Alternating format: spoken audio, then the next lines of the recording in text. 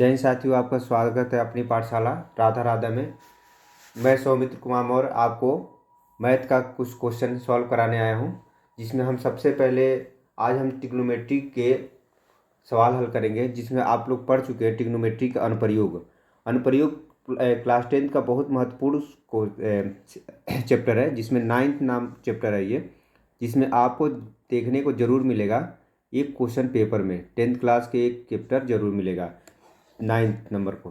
ठीक है भाई, त्रिकोणमिति का अनुप्रयोग में सबसे पहले हमको समझना होता है कि इसमें दूरी और ऊंचाई निकाली, किसी चीज़ की ऊंचाई और कितनी दूरी पे स्थित है, कितने कोण पे है, ये सारे चीज़ें एंगल निकालने पड़ते हैं। तो इसमें सबसे पहले दो चीज़ होती है, एक होती है उन्नयन कोण होती है, ठीक है, एक होता है अवनमन कोण। तो सबसे पहले उन्नयन कोण के बारे में समझते हैं। उन्नयन कोण किसे कहते हैं? जब कोई मान लीजिए कि हमारा यहाँ पे मान लीजिए यहाँ खड़े हैं, मार्क है, और यहाँ पे कोई वस्तु ऐसे है, तो जब हम यहाँ से किसी वस्तु को ऊंचाई पे देखते हैं तो यहाँ पर जो कोण बनता है उसे क्या कहते हैं? उन्नयन कोण। यानी क्या कहते हैं इसको? उन्नयन। जैसे ये मान लीजिए मीनार खड़ा हुआ है, ठीक है, मीनार को हम नीचे से देख रहे हैं, तो इस बनने वाले कोण को क्या बोलेंगे? उन्नयन कोण। तो आपको पेपर में पूछ सकता है कि उन्नयन कोण किसे कहते हैं। तो हमारी आंखों से जो ऊपर के कोण बनते हैं, यानी हम अपने ऊपर की तरफ देखते हैं, तो उसे कहते हैं उन्नयन कोण। अगला स्लाइड में है दोस्तों अवनमन कोण। अवनमन कोण किसे कहेंगे? जो हमारे आंखों के, देखो भाई, जैसे मान लीजिए हम यहाँ की छत पे चढ़ गए और छत से मान लीजिए किसी को हम देख रहे हैं नीचे, भाई दोस्त अपना बुला रहा है, ठीक है, तो जब हम यहाँ से जब इसको देख रहे हैं दोस्त को, तो जो यहाँ से जो हमारा कोण बनता है, ये वाला जो कोण बनता है, ये इसे क्या कहते हैं हम लोग? अवनमन कोण। ये कोण यहाँ भी आ गई, जो जितना कोण यहाँ पे होता है वहाँ कोण जैसे थीटा है तो भी थीटा हो जाता है, ठीक है। तो ऊपर से अगर हम देखेंगे, कहने का मतलब है जब ऐसे करके जब ऊपर देखते हैं तो बनता है कोण हमारा उन्नयन, ठीक है। और जब ऊपर से नीचे की तरफ देखते हैं तो ये वाला जो कोण बनता है हमारा अवनमन। क्या बनता है? अवनमन। तो प्यारे दोस्तों, इस सारी चीज़ों को के बाद हम सबसे पहले पहला क्वेश्चन इसका करने चलेंगे, ठीक है। पहला क्वेश्चन हम इसमें देखते हैं कौन सा है। पहला क्वेश्चन ये है 9.1 का है हमारा पहला क्वेश्चन, जिसमें कह रखा है कि एक सर्कस कलाकार 20 मीटर लंबे डोर पर चढ़ रहा है। एक सर्कस कलाकार है, ठीक है, ये 20 मीटर लंबी डोर दे रखा है, ठीक है, ये देख रहे होंगे आप, 20 मीटर लंबे डोर पे चढ़ रखा है, अच्छी तरह से तना हुआ है वो डोरी, भूमि से सीधे खम्भे के शिखर से बंधा हुआ। ये खम्भा है, खम्भे से शिखर से बंधा हुआ है, भूमि के स्तर के साथ डोर द्वारा बनाया गया है। 30 अंश का जो भूमि के स्तर से जो डोर द्वारा बनाया गया जो कोण है वो कितना है? 30 अंश का है। तो खम्भे की हमको ऊंचाई ज्ञात करना है, यानी कि हमको ये हाइट ज्ञात करनी है, ये वाली हाइट ज्ञात करना है। तो प्यारे दोस्तों, आपने पढ़ चुके हैं लाल बट्टे कक्का के हिसाब से पढ़ चुके हैं, लाल बट्टे कक्का, यानी कि लाल बट्टे कक्का लंब बट्टे कड़, आधार बट्टे कड़, लंब बट्टे आधार। तो लंब हम देख रहे हैं कि यहाँ पे कड़ दे रखा है और यहाँ पे हमको लंब निकालना है। तो लंब और कड़ किस में आ रहा है? देखिए, पहले वाला में आ रहा है लंब और कड़। पहले वाला में यानी कि साइन, इसको हम बोलते हैं साइन थीटा, ठीक है, पहले वाला साइन थीटा होता है और दूसरा कास और तीसरा टेन। तो सबसे पहले हम साइन थीटा के हिसाब से निकालेंगे। तो साइन थीटा इजकल टू क्या होता है? लंब बटे कड़। तो साइन थीटा का मान कितना दे रखा है हमारे पास? 30 अंश दे रखा है। और लंब हमारा कितना है?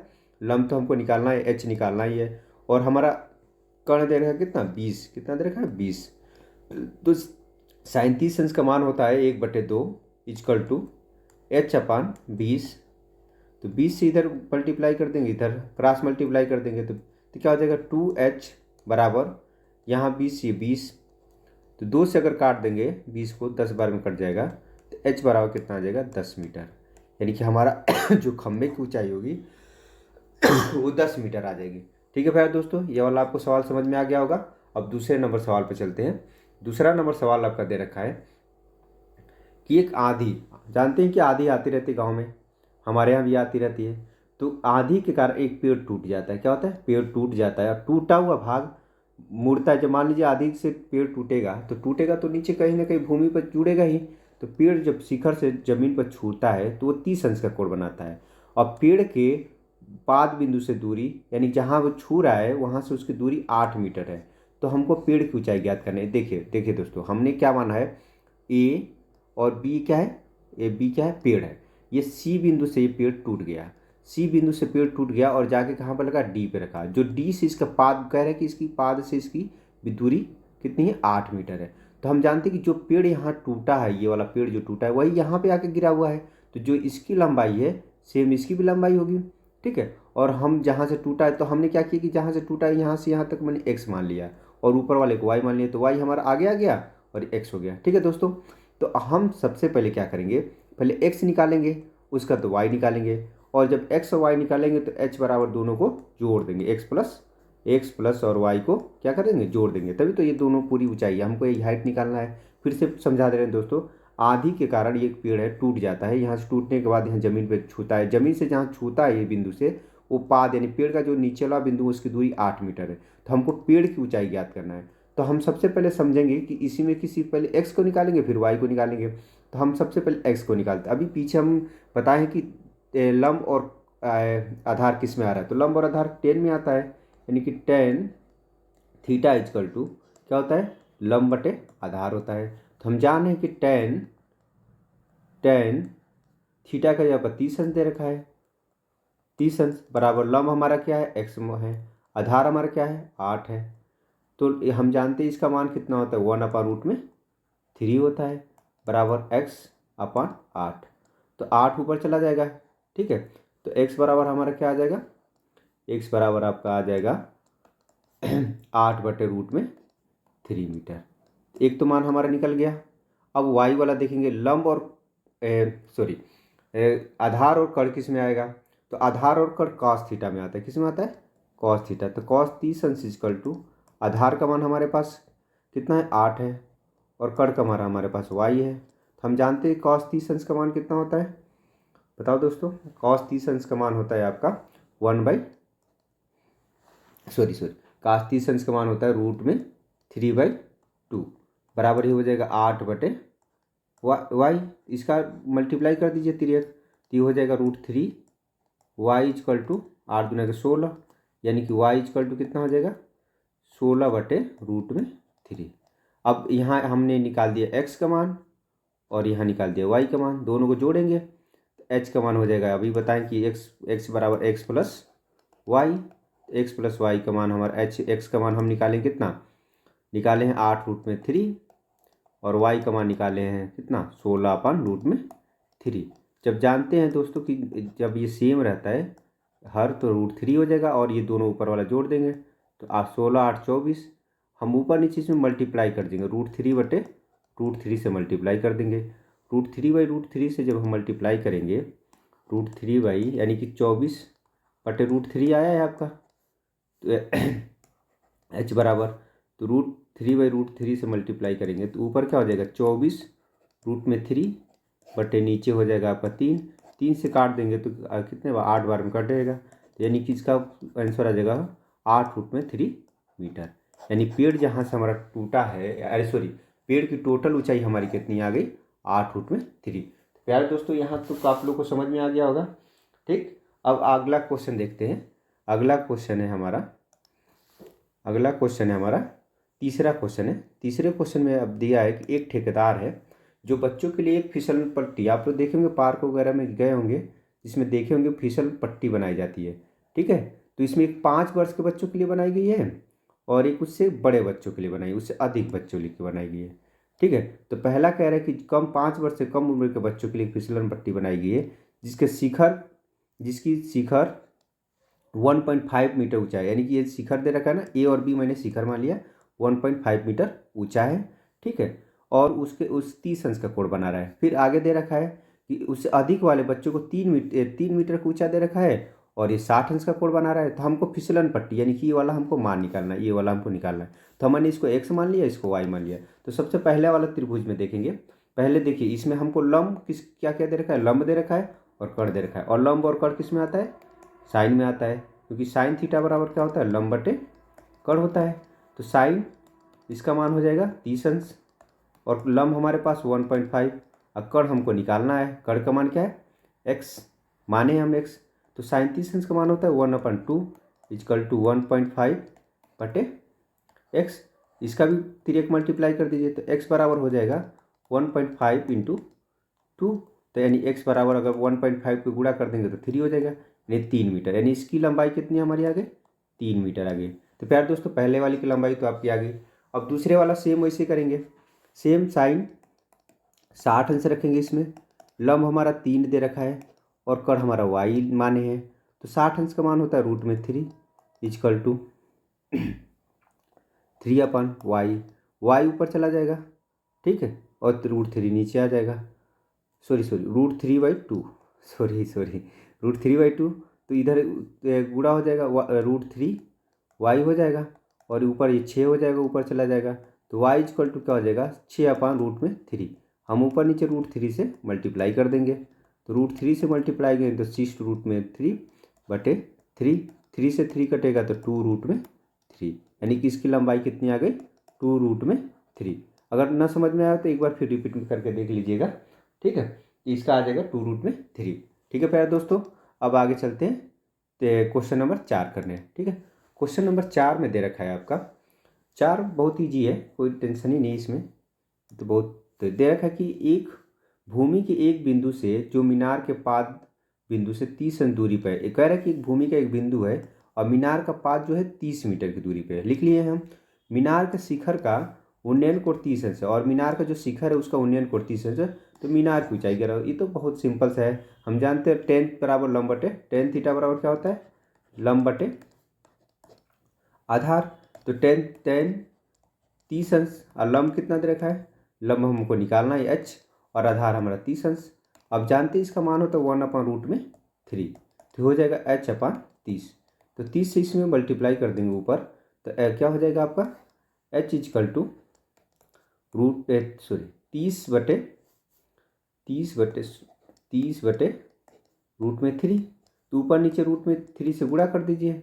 ऊपर नीचे हम क्या करेंगे √3 से गुणा कर देंगे ताकि √3 हट जाए, तो 30√3 बटे नीचे √3 से √3 में गुणा करेंगे 3 से काटेंगे तो 10 बार में कट जाएगा, तो h बराबर हो जाएगा आपका 10√3। तो प्यारे दोस्तों यहाँ तक आपको समझ में आ गया होगा। अब इसी तरह आगे चलते हैं क्वेश्चन नंबर आपको हम करेंगे 5 में देखते हैं क्या है क्वेश्चन नंबर 5। क्वेश्चन नंबर 5 में देखते हैं। क्वेश्चन नंबर 5 भी कोई ज़्यादा टफ नहीं है, ये भी बहुत इजी है, ठीक है दोस्तों। इसमें हम क्वेश्चन नंबर 5 में कह रखा है कि भूमि से 60 मीटर ऊंचे एक पतंग नीचे से, यहाँ से नीचे मान लीजिए यहाँ से 60 मीटर ऊंचा, यहाँ पे एक पतंग उड़ रही है, यहाँ पे पतंग उड़ रही है। पतंग में लगी डोरी अस्थायी रूप से भूमि के एक बिंदु पर बंधी हुई थी। यहाँ पे जो ये डोरी मान लीजिए पतंग यहाँ पे अस्थायी रूप से यहाँ पे सी पे बंधी हुई है, तो भूमि के डोरी का झुकाव 60 अंश है। झुकाव 60 अंश हो गया, तो माना कि डोरी ढीली, मतलब ढीली नहीं, मतलब ये पूरी डोरी तनी हुई है, ठीक है। और डोरी की लंबाई ज्ञात करना है हमको, यही x ज्ञात करना है, ये वाली डोरी की लंबाई ज्ञात करना है। ये भी बिल्कुल सेम है, हम जानते हैं लंब और कड़ साइन में आता है, तो साइन 60 अंश इक्वल टू लंब हमारा कितना दे रखा है 60 दे रखा है और कड़ हमारा कितना दे रखा है x, यही हमको निकालना है। हम जानते हैं साइन 60 अंश का मान होता है √3/2 इक्वल टू होता है 60/x। इसका भी इधर तिर्यक मल्टीप्लाई कर दीजिए, ठीक है, क्रॉस मल्टीप्लाई, तो ये हो जाएगा √3x बराबर हो जाएगा 60 × 120, ठीक है। तो x बराबर हो जाएगा 120 बटे रूट में नीचे 3 आ जाएगा, तो x बराबर ऊपर नीचे x क्या करेंगे हम √3 से मल्टीप्लाई कर देते हैं, √3 इंटू ऊपर नीचे √3 से मल्टीप्लाई कर दीजिए। तो √3 से मल्टीप्लाई जब करेंगे तो क्या आ जाएगा आपका 120 √3/3, और जब 3 से काटेंगे तो 40, 4 बार में कट गया, यानी हमारा जो अगला आ जाएगा हमारा जो आ जाएगा, मान लीजिए 120 था, 120 में √3 बटे नीचे 3/3 चौके 12, यानी 40 बार, यानी कि 40√3 आ जाएगा। प्यारे दोस्तों इसका आंसर हो जाएगा 40√3 मीटर। तो ये हो गया आपका क्वेश्चन नंबर 5। अब आपका क्वेश्चन नंबर आ जाएगा लास्ट नहीं है, अभी 6 नंबर क्वेश्चन है, हम 6 ही क्वेश्चन लगवाएंगे आपसे, बाकी क्वेश्चन कल आपको देंगे। तो प्यारे दोस्तों ये वाला थोड़ा सा टफ पड़ जाता है, टफ मतलब समझने की बात है। समझना ये है कि 1.5 मीटर लंबा एक लड़का है, तो पहले ये लड़का खड़ा हो गया 1.5 मीटर, ठीक है दोस्तों, 1.5 मीटर ये जो लड़का है, ठीक है, खड़ा हो गया। अभी अपने एक 30 मीटर ऊंचे, एक ये 30 मीटर ऊंचा यहाँ से यहाँ तक 30 मीटर ऊंचे एक भवन को देखता है। जब भवन को खड़ा देखता है तो ऊंचे भवन की वो अब क्या कर, यहाँ कुछ दूरी पर खड़ा है, देख रहा है।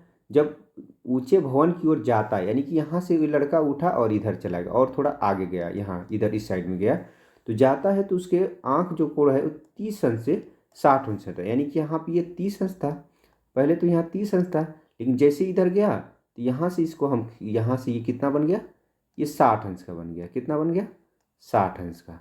तो बताना है कि ये लड़का कितनी दूरी है, यानी ये कितना गया होगा।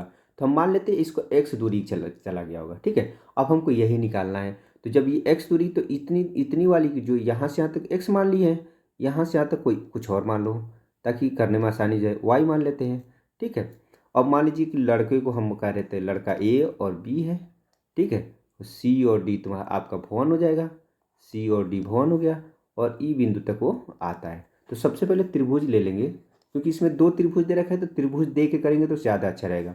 डी ई एफ, इसको मान लीजिए डी ई एफ में क्या लेंगे, 10 60 अंश, ठीक है। एक बात और ध्यान देना बेटा, देखो पूरी लंबाई 30 है यहाँ पे।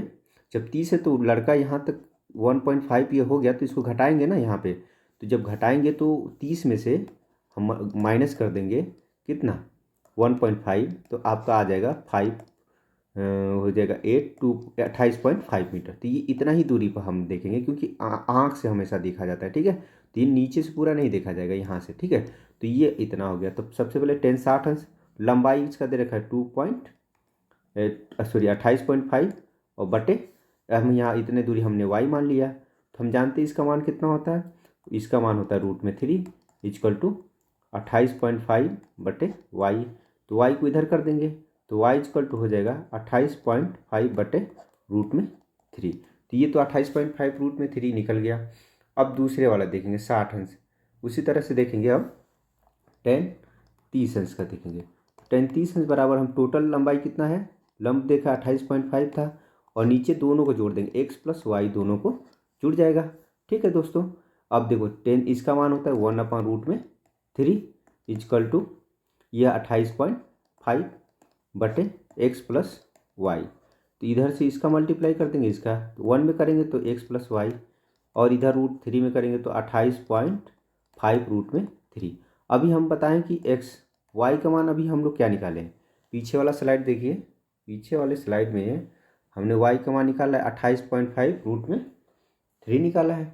तो 28.5 टू √3 निकाला है, तो वहाँ उसका मान रख देंगे।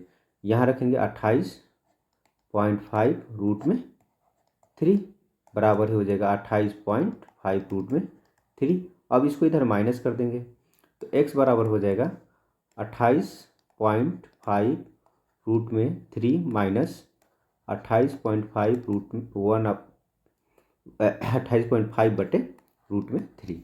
अब इसमें क्या करेंगे, x बराबर कर देंगे 28.5 √3 28 पॉइंट कॉमन कर दीजिए, ठीक है, ताकि आपको समझने में आसानी हो। √3 बच जाएगा, माइनस 1/√3 यहाँ बच जाएगा। अब इसको हल करेंगे, 28.5 इंटू इसमें √3 से गुणा कर 3 हो जाएगा, 3 में से घटाएंगे तो क्या बचेगा आपका, 2 बचेगा, 2 बटे √3, ठीक है। मल्टीप्लाई √3 से ऊपर नीचे कर दीजिए, ताकि और आसानी से जल्दी से सॉल्व हो जाए। इसको 2 से गुणा कर देंगे, 5 दूना के 10 हो जाएगा, ठीक है। और 8 दूना के 16, 1 17 हो जाएगा, पॉइंट यहाँ लगा दीजिए। और 2 2 4 1 57 57 इंटू √3 तो ऊपर बचा ही, क्योंकि 2 से इसमें ही मल्टीप्लाई हुआ ना, 3 तो बचा ही, और √3 से √3 में गुणा करेंगे 3 हो जाएगा। और जब हम जानते हैं कि 19 × 57 होता है, क्या होता है 19 × 57, तो ये हो जाएगा 19 √3 मीटर। यानी कि जो लड़का है 19.3 मीटर किधर आया है, भवन की तरफ आया है। तो प्यारे दोस्तों, इस तरह से हमारा आज के 6 क्वेश्चन मैंने सॉल्व कराया है। 6 क्वेश्चन आप लोग अच्छे से रिपीट करिएगा, बाकी सारे क्वेश्चन हम कल कराएंगे। तो प्यारे दोस्तों, अगर मेरा पढ़ाया हुआ थोड़ा भी समझ में आया होगा तो आप इसको शेयर कर दीजिएगा, प्लस लाइक कर दीजिएगा, जिससे कि हम आपको और सारा कंटेंट दे सके। और आपको बता दें, क्लास 10th के संबंधित पेपर संबंधित बहुत सारे हम क्वेश्चन सॉल्व कराने जा रहे हैं, जिससे कि आपको परीक्षा में सारी सुविधाएं होगी। अगर आपको और आगे इसी तरह देखना है तो मेरे चैनल को सब्सक्राइब कर लीजिएगा, ताकि हमारा वीडियो मिलता रहे। तो प्यारे दोस्तों, आज के लिए इतना ही। जय हिंद, जय भारत।